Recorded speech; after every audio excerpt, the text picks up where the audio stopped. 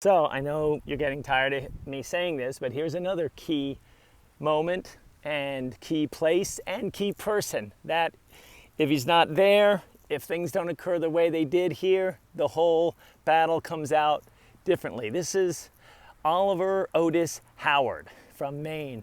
Very interesting guy. Had a real crisis about whether to be in this war because he had very strong religious values and believed strongly in peace.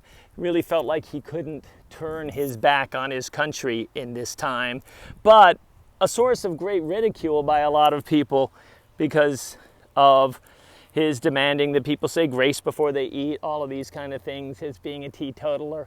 People made fun of him. He said, I don't really care what they think. I do care what God thinks. So anyway, he sees immediately on day one that this place here, Cemetery Hill, is key.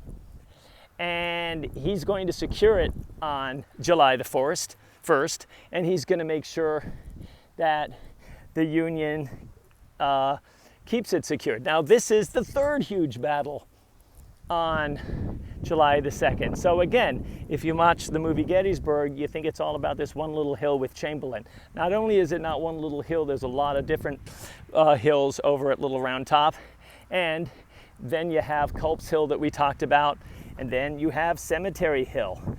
Jubal Early is actually going to almost get through the Northern Lines, or at one point he does get through the Northern Lines. So again, another thing where if Jubal Early had secured this area, then it's just as important as securing Little Round Top, just as important as securing Culp's Hill.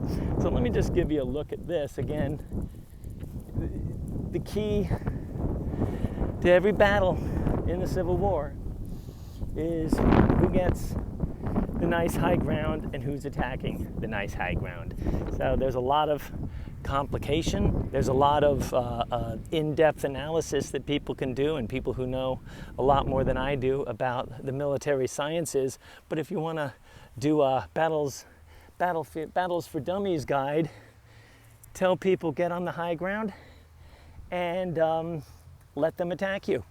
And 95% of the time at least, you're going to win. And when you don't win, you're going to cause so much damage on the other side, it's going to be just as good as winning. Let me just show you this other statue. We're going to talk about him as we go along, I think in the next stop.